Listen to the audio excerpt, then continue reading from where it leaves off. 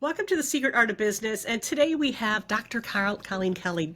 Doctor, thanks for being here. You're dressing up the place with your PhD. So I appreciate you being here and laying some of your wisdom on here. But your wisdom is a lot of fun stuff. So thanks again for being here. Before I forget, and tell us a little bit about what you do. Thank you so much for that introduction. Well, I have had a career as a chemist, but it has worn a lot of different hats. So currently, right now, I'm teaching preschool through fourth grade science, but I am a retired university professor. So I went from teaching graduate students about 6 months ago to teaching 4-year-olds.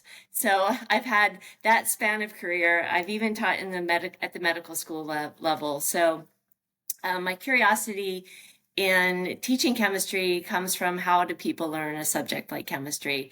And I've explored a lot of different brain types from now I have students who cannot read, which is like all new for me. I'm like, wait, Oh, 4-year-olds yeah. can't read. How's that going to work? To students who are at the apex of their neural capacity for learning. I have 25-year-old rock stars who are about to launch into being their own research faculty, and I was Oh, my teaching them goodness. too. So I'm just fascinated by how people process something as abstract as chemistry and how that works and where, how we can get more people involved in learning chemistry and understanding it and embracing it and what that requires.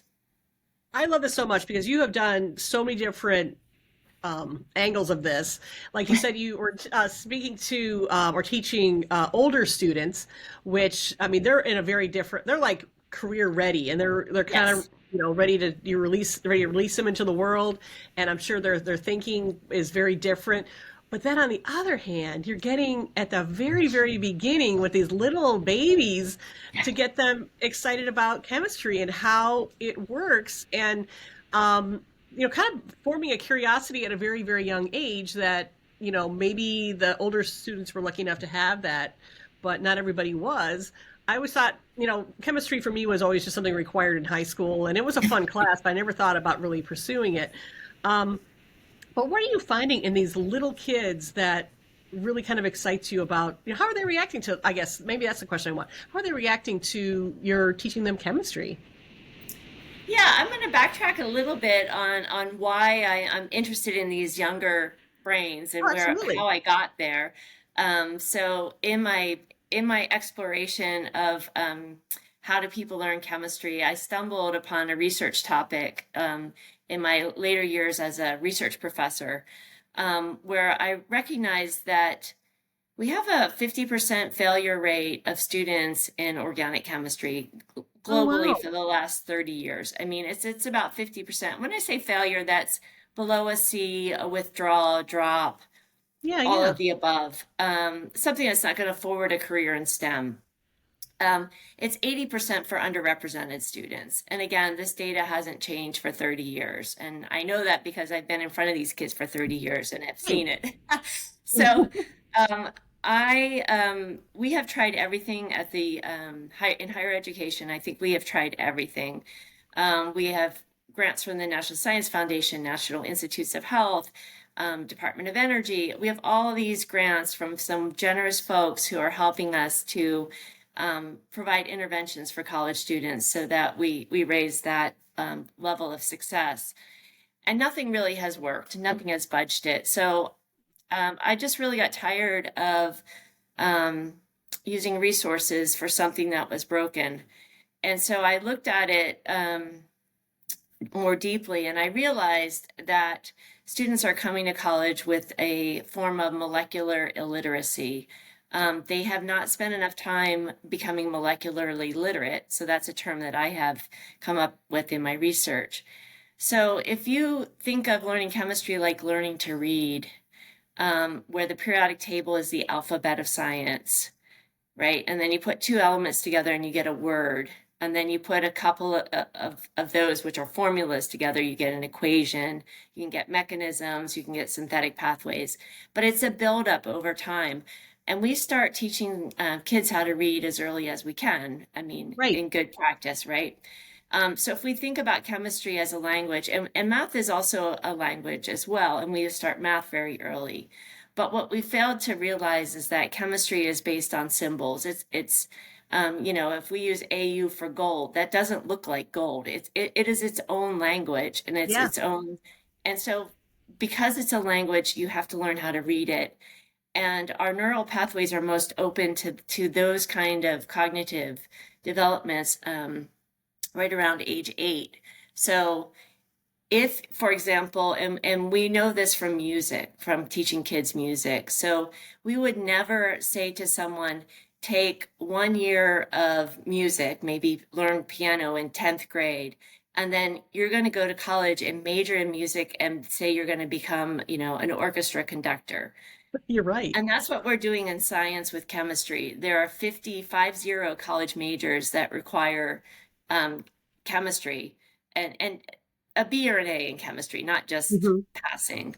Right. And when they get to college and they've had maybe 6 months of chemistry, higher education doesn't realize that. Like we think, well, if we write calcium hydroxide on the board, they should be able to read that. And they're not reading it, and it's nobody's fault. And so I'm uncovering this, saying, no blame on anyone, but we need to start molecular literacy as soon as they can start to read. And so that's really why I took this job teaching the littles, because I developed a comic book series and a YouTube channel and all of the above to take college level chemistry to make it age appropriate for 4, 5, 6, 7, 8, 9, 10-year olds. So I've developed all that material. I've got chemistry comic books, games, activities, audiobooks. They're all story based, and they're all aimed at teaching molecular literacy.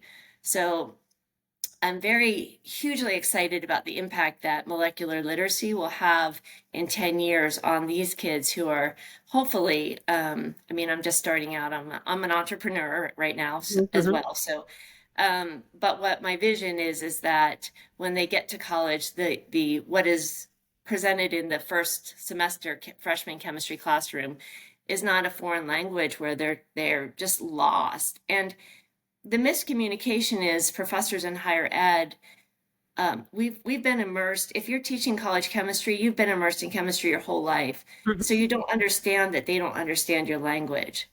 And we're always hearing, like at faculty meetings, I would hear they can't even write formulas, and I would hear that over and over again. I'm like, yeah, Of course they can't.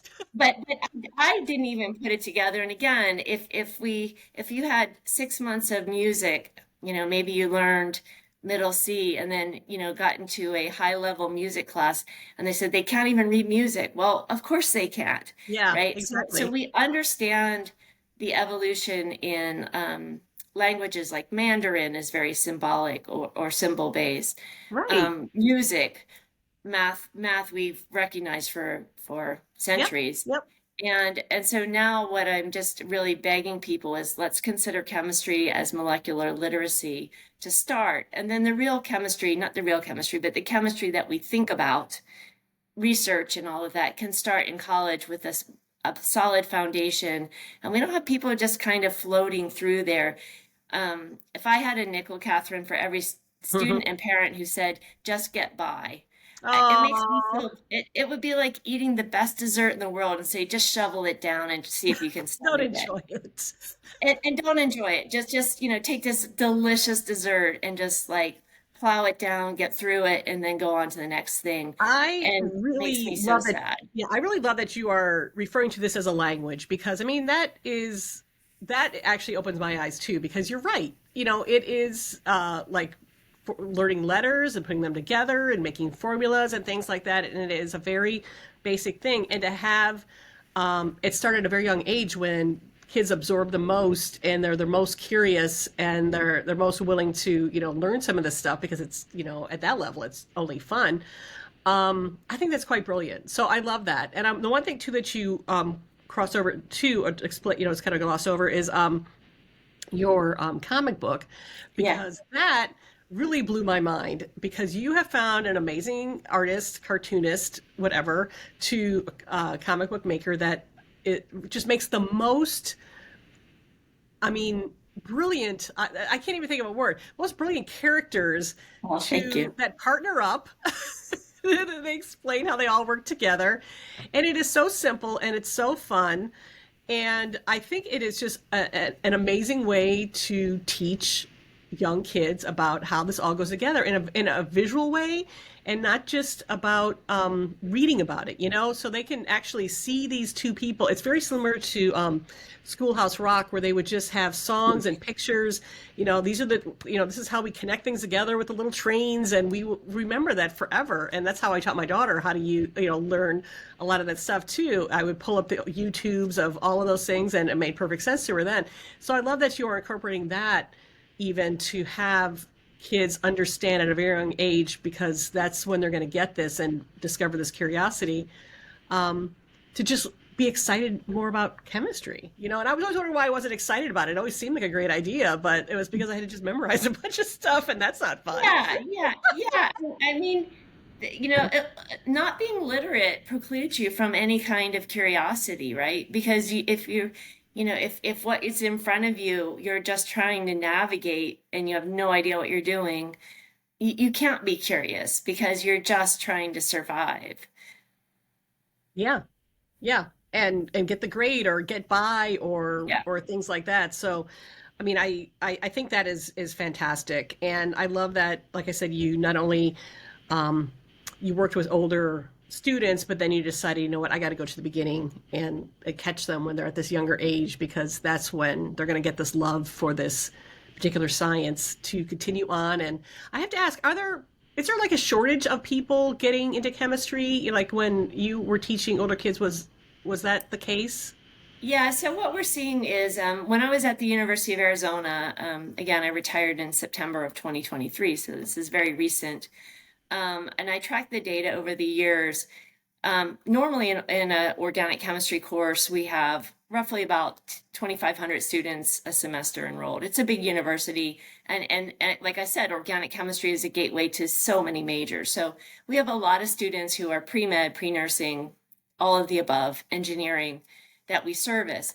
But when we look at actual chemistry majors, that's where we get our numbers from. And so of those 2,500, we're down to about 25 to 30 of those are actual chemistry majors, which Oh, means they're going to go wow. on to be chemists. So it's a very small percentage that are actually going to be chemists. And we're really trying to figure that out. Like, why would you rather be a molecular biologist than a chemist? Why would you rather be, um, I don't know, a physics major? Actually, those are really small too. But what we're finding is that the basic sciences are really struggling, and these applied sciences have a bit more majors, and that's because they have a chemistry and physics, when you're doing like very fundamental, like I did, is invisible, right? What we're exploring is invisible at the molecular and atomic level. And the Oh, visible subjects are more accessible to students. And that's another part of my research, was uncovering that if I make a character, that all of a sudden makes a molecule visible. Like if we look at, Sir Carbon bonding with, hydrogen for methane or something like that, what does that look like as a comic book strip? But I'm cheeky in my on my website. I say for kids ages 8 to 108, because I feel like everyone should go back and learn molecular literacy through this character development. But the visible world versus the invisible world is a huge crevasse in student interest. And so, what does it look like to bring students back into the basic sciences? And I'm really concerned about this because when we see this decline in majors over years, we're looking at a decline then in like folks who are working at Dow, DuPont, Johnson and Johnson. hmm hmm Basic chemistry is the foundation for a lot of discovery and research. And so when we're looking at the business end of things, chemistry is a huge part of business development.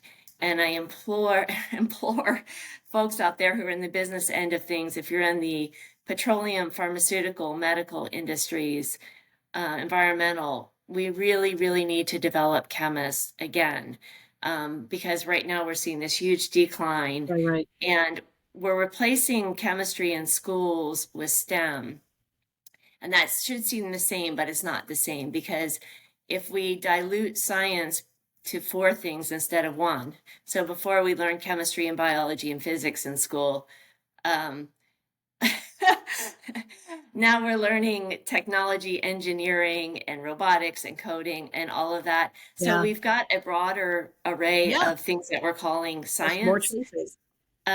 which we're seeing is a decline then in actual Well, scientists. maybe we can get some of these people that are graduating with forensics to move over to chemistry.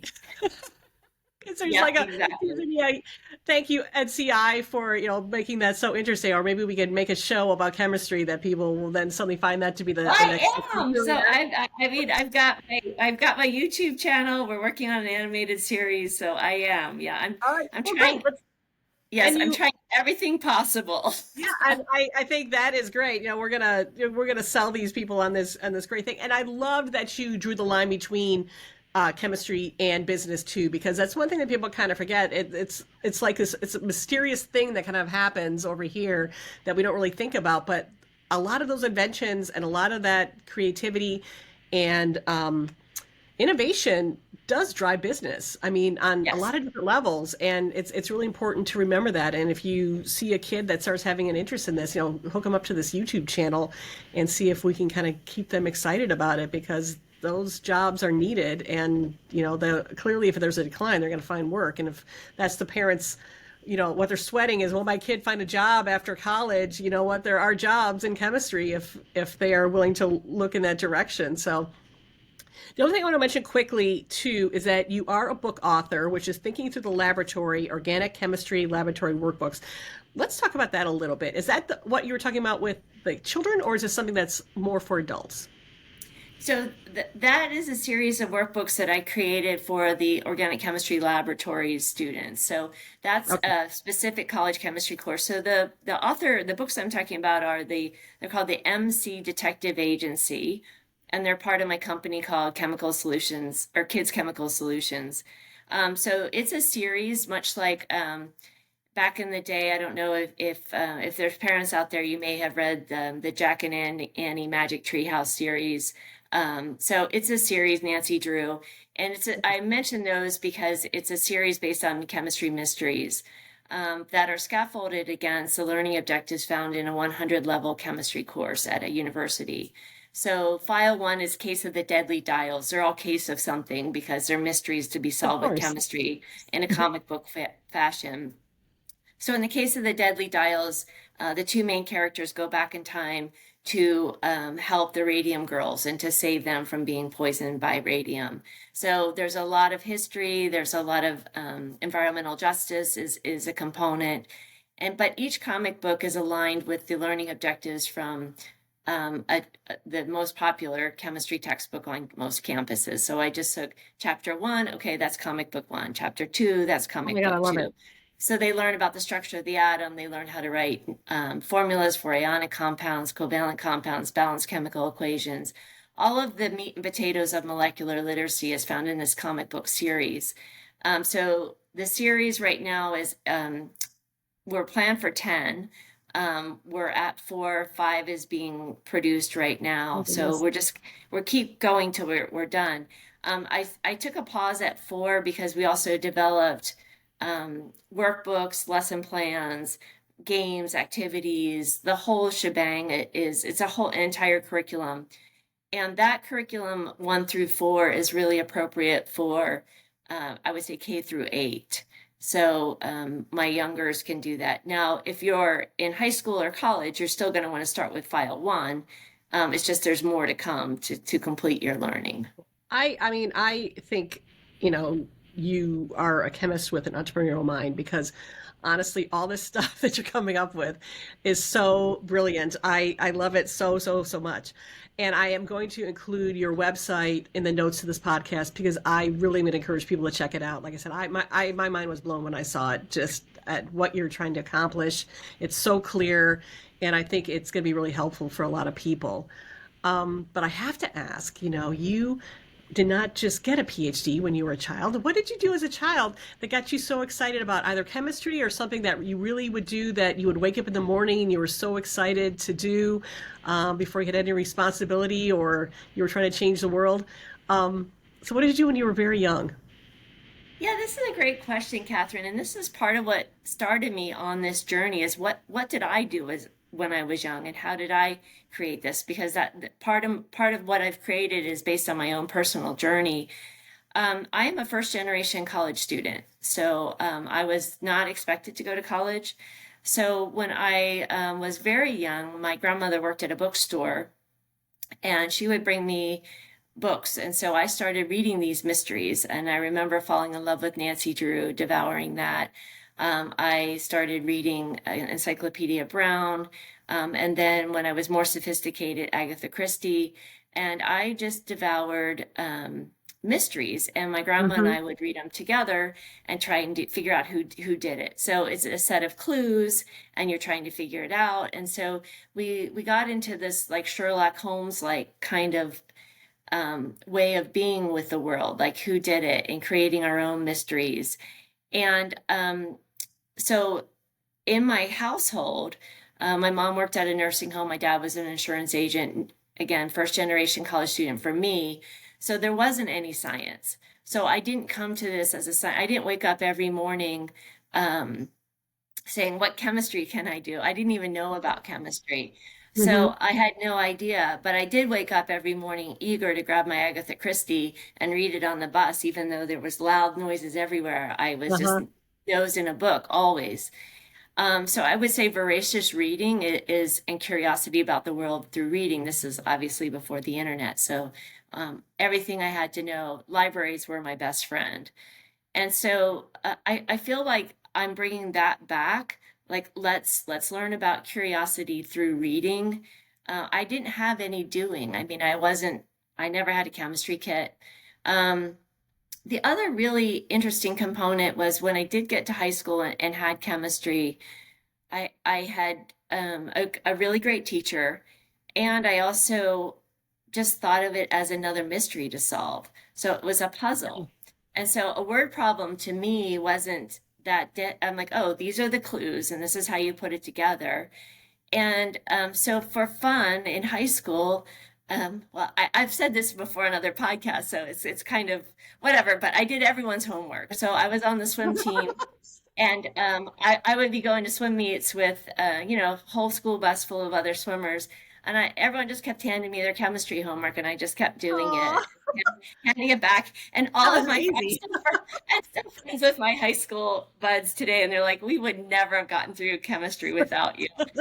Because but it was what I did. It was just fun. I just would sit in the bus on the way to a swim meet, on the way home with my flashlight on, and just did their chemistry Oh my problems. goodness. And I bring this up because I think I became a chemist not from explosions, not from making slime, not from going to STEM camps. I didn't have those resources. We were not a wealthy family. So I became a chemist because it was fun, and I thought of it as a mystery and a puzzle. And that's what I'm trying to do with my own curriculum that I'm putting out into the world. Also, from an environmental standpoint, what I'm doing is sustainable. It's a paper-based product, and I know there's issues with paper, but I guarantee you paper is a lot less worse for the environment than slime and chemicals and plastics that are used in these laboratories and kits. Um, in my own classroom, I do use that stuff, but I'm also focused on reading and writing quite a bit. So Yeah. that was me as a child, and so I did well in chemistry in high school, and I did go to college because that's the only place I could go to do more chemistry Right, and right. major in chemistry, and eventually found the laboratory. But I was 20 years old before I went into a laboratory, and so I had studied quite a bit of chemistry on paper before I Right, right. really got to a Really got to get research your hands in it. laboratory. Oh, that is so, so cool. And I love how you pulled the thread from the mysteries as a child to just making it, chemistry is mysterious and we're going to figure out, what the clues are. I mean, I really, really love that. And I love that. that was just such a natural flow for you because you were exactly where you need to be. And now you're able to, again, fold that back into helping other kids. Well, this is how I learned how to figure out things. And, we're going to do the exact same thing because it is obviously not only awesome looking, but it is very successful. So that is so brilliant. It is just really, really so Thank brilliant. you. So glad that you're doing that. And now, do you always have your chemist hat on, or what do you do to unplug now that you do to relax and not whip something up in the lab or not teach somebody something? What do you do in your spare time? Um, I, I, I really haven't changed all that much. I'm still a reader. Okay. Uh, and I'm fascinated with historical fiction. So I really Oh just love yeah. reading historical fiction. So I still am story based and really find joy in stories. And I'm active. I still swim, and I find that I get Oh, great awesome. ideas for the next episode of my YouTube or whatever by swimming. Being in the water Okay. is super fun for me. And I'm a mom. My son is now he's 23, and he's a fashion designer. And so I Wow. have become somewhat of a momager in the fashion world.